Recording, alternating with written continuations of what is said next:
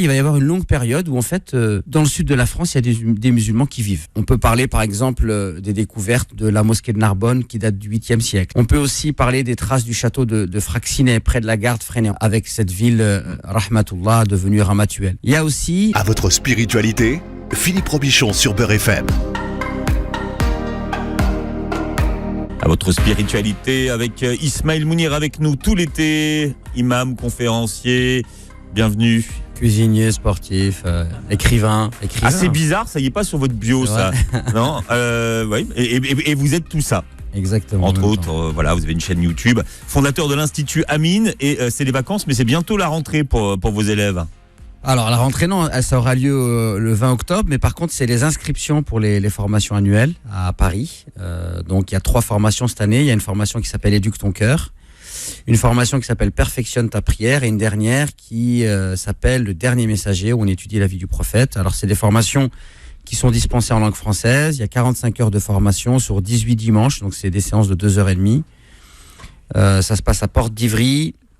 Qu'est-ce que je peux donner comme information ? Voilà, c'est un enseignement qui se veut simple, accessible à tout le monde, et dans lequel on essaie de remettre les pendules à l'heure. On n'est pas dans la spécialité, on n'est pas dans l'enseignement d'une science religieuse, mais on est vraiment dans le pragmatisme. On a un discours qui est orienté vers la masse des musulmans qui vivent en Europe et qui leur permettent, bien, à travers cet enseignement, de remettre les pendules à l'heure, de développer leur spiritualité et de vivre leur religion sereinement dans un contexte français. Voilà, ça se passe en présentiel, c'est le matin ou l'après-midi ? Alors c'est de 11h à 19h. Parfait. Donc la première formation elle a lieu de 11h à 13h30, c'est Éduque ton cœur. Ensuite de 13h30 donc à 16h, c'est Perfectionne ta prière.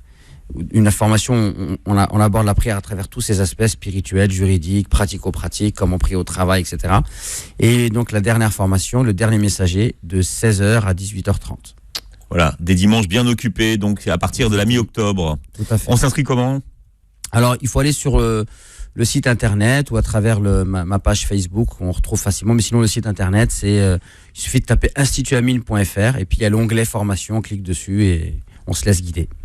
Bien, on déconstruit les mythos de l'histoire tous les jeudis avec vous.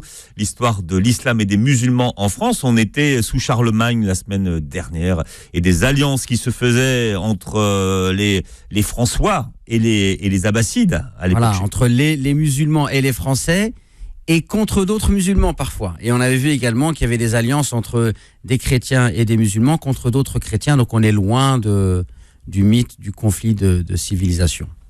Qu'est-ce qu'ils sont devenus les musulmans qui étaient présents en France ensuite ? Alors justement, une fois qu'on a abordé ces accords avec Charlemagne et le califat abbasside, il y a une longue période où on n'a plus trop d'informations. Alors, contrairement à une idée reçue, il n'y a pas eu que des guerres entre les chrétiens et les musulmans. On l'a déjà plus ou moins mis en exergue. Mais là, il va y avoir une longue période où en fait, dans le sud de la France, il y a des musulmans qui vivent. D'accord ? Alors, on peut parler par exemple des découvertes de la mosquée de Narbonne qui date du 8e siècle. On peut aussi parler des traces du château de Fraxinet, près de la gare de Freinet. On en avait déjà parlé la semaine dernière. Avec cette ville, Rahmatullah, devenue Ramatuelle. D'ailleurs, il y a un massif qui s'appelle le massif des morts. M-A-U-R-E-S, donc les morts, c'est les Arabes. Et ça date du 10e siècle. Il y a aussi, chose très intéressante, on a retrouvé à Montpellier des stèles d'un jeune homme qui s'appelle Abou Ayoub El-Faqih. Donc c'était un chercheur en sciences religieuses qui s'intéressait au droit canon, donc notamment selon le rite malikite. Et on voit qu'il est mort jeune et son père a fait une stèle dans laquelle il a écrit quelques poèmes pour se souvenir de lui. Donc il y a des documents qu'on a retrouvés dans les archives de la mairie de Montpellier où donc le maire de l'époque interdit qu'un juif ou un musulman puisse devenir baï. Donc baï, on dirait, c'est l'équivalent aujourd'hui du directeur de cabinet. Alors, on se dit que s'il y a ce document-là, c'est la preuve que les juifs et les musulmans devaient être en nombre suffisamment important et suffisamment intégrés pour pouvoir prétendre à ce poste. D'ailleurs, on sait que pour occuper ce poste, il faut être lettré. Il faut savoir notamment compter, parce que cette fonction-là, parmi ses prérogatives, c'est d'aller prendre l'impôt. Et donc, si on va prendre l'impôt, il faut savoir compter. Et à cette époque-là, ceux qui comptent le mieux, c'est les juifs et les musulmans. Donc, on sait qu'ils sont suffisamment instruits, etc. Et d'ailleurs, il y a même un récit, on dit que le pape de l'époque, donc c'est la personnalité la plus importante du monde chrétien, visite la ville de Montpellier. Et à ce moment-là, il y a une personne qui représente, donc on va dire c'est le responsable des Sarrasins, qui va s'adresser au pape en arabe.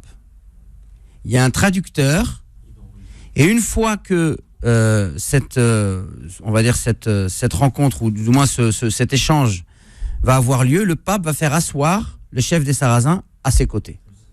Donc on peut voir que finalement les musulmans sont suffisamment intégrés à cette époque-là et qui vivent, et qui commercent avec les chrétiens. Ils ont leur place autour de la table, comme exactement. On dit.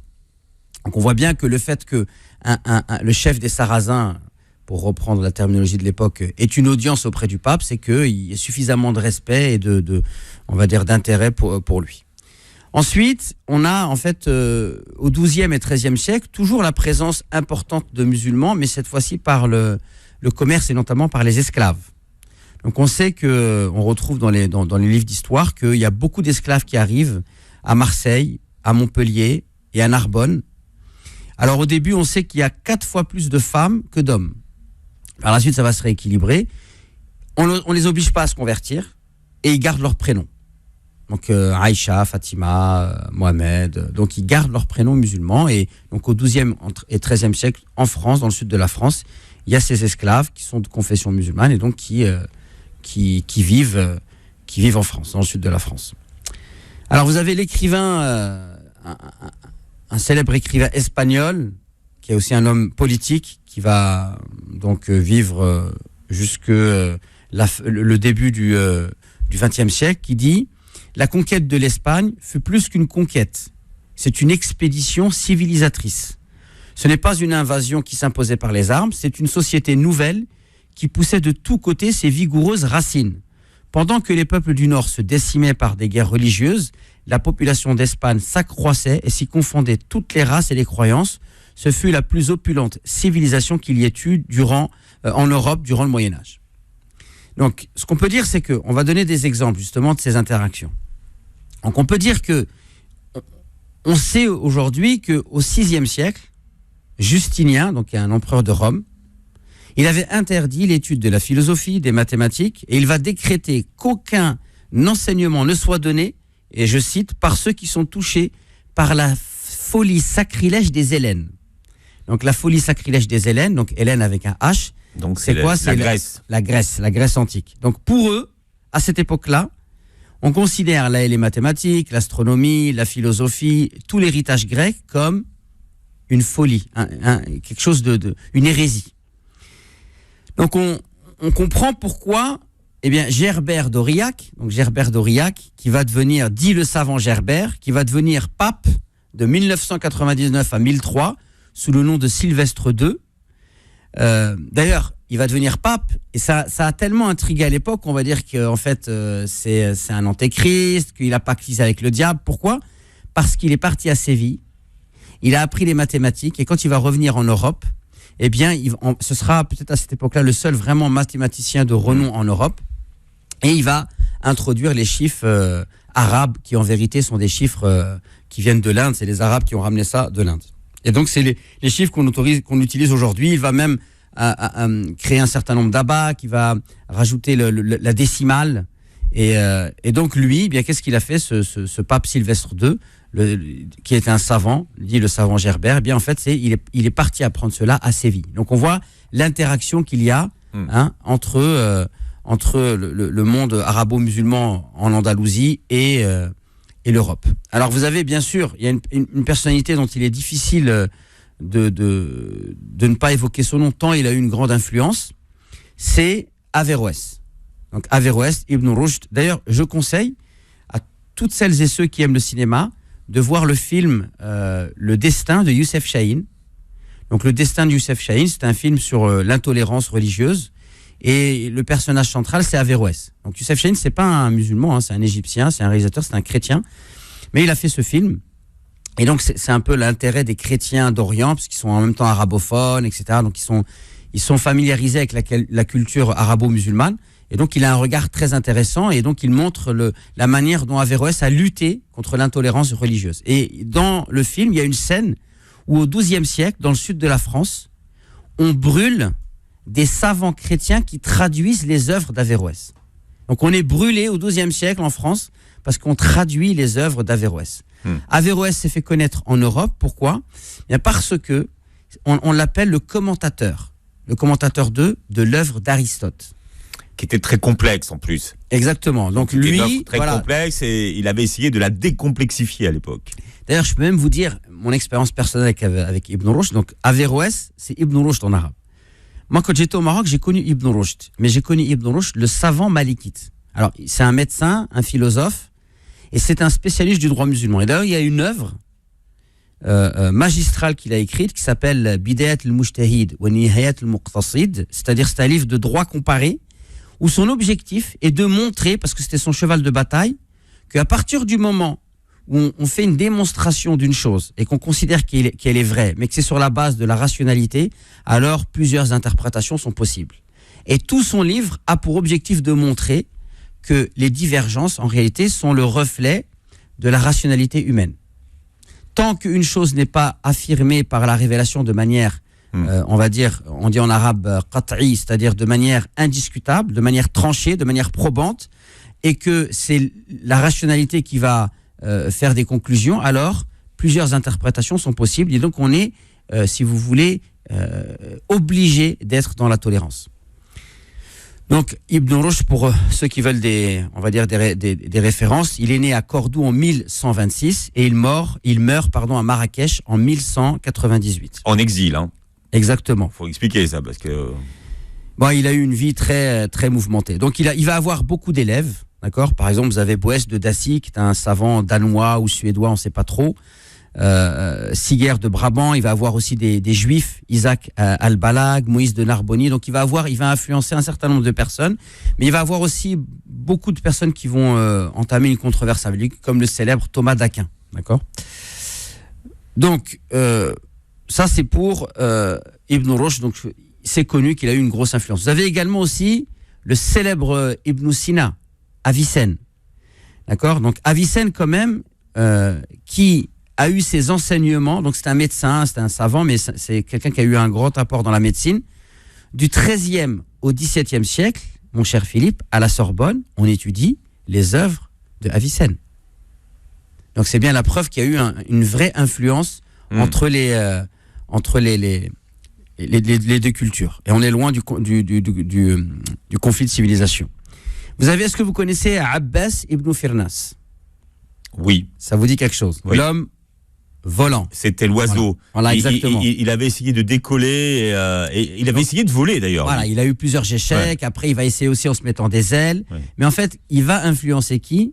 Léonard de Vinci. Alors, on connaît très mal Léonard de Vinci. Léonard de Vinci, c'est un ingénieur de la Renaissance. Il est connu pour la Joconde, mais en vérité, c'est un ingénieur. À la Renaissance, un ingénieur, il s'intéresse à tout. Et d'ailleurs, sa grande spécialité, c'est la balistique. C'est pas la peinture, la spécialité de Léonard de Vinci. C'était une de ses passions. C'était une de ses passions, mais voilà, c'était en périphérie de ce qu'il savait vraiment bien faire. Il faisait des hélicoptères. Voilà. Et donc lui, on dit que le planeur, l'hélice, que c'est Léonard de Vinci, mais en fait, il s'est inspiré de Abbas ibn Firnas. L'homme qui essayait de voler. Alors je sais pas, il a volé un petit peu. Hein. Alors je sais pas ce que dit la légende. Bah ouais, mais il a volé, mais il s'est écrasé. Il s'est écrasé, ouais. Donc il a eu des blessures, mais il s'arrêtait pas. Bon, c'était un berbère, donc on sait que les berbères ils sont têtus, donc il a pas lâché l'affaire. Mais il a eu raison. Donc sinon, on peut voir aussi, il y a un autre aspect que j'aime beaucoup. Moi, c'est à travers la langue. Alors il y a un livre que je trouve remarquable, dont je peux faire la publicité si vous me permettez. C'est le livre de Jean Pruvot, qui est professeur de lexicologie et d'histoire de la langue française, d'accord. Et il a écrit un livre qui s'appelle, accrochez-vous bien, Nos ancêtres les Arabes. Ah. Nos ancêtres les Arabes. Oui, là. Jean Pruvot. Donc, et là, on s'aperçoit en fait qu'il y a eu énormément de mots qui ont intégré la langue française. On est d'accord. Jean Pruvot. Hein, voilà. Ouais. Donc, on sait qu'il y a plus de 400 mots qu'on trouve dans la langue française qui sont un emprunt à la langue arabe. Donc, c'est la langue arabe est la troisième langue d'emprunt de la langue française. La première, c'est l'anglais, l'italien, et ensuite, on vient à l'arabe. et le gaulois, il vient loin derrière. On parle de cette histoire de l'islam et des musulmans en France, de ces rapports qu'il y a eu, qui remontent pas à hier finalement. On parlait de finalement cette histoire des mots qui ont voyagé d'une langue à l'autre. Alors, de quels mots parlez-vous, Ismaël Mounir ?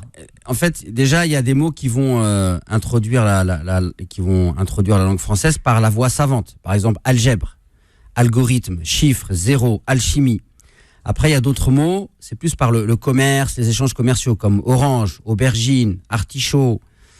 Ce qui est amusant, c'est le mot alcool, est un mot d'origine arabe. Oui.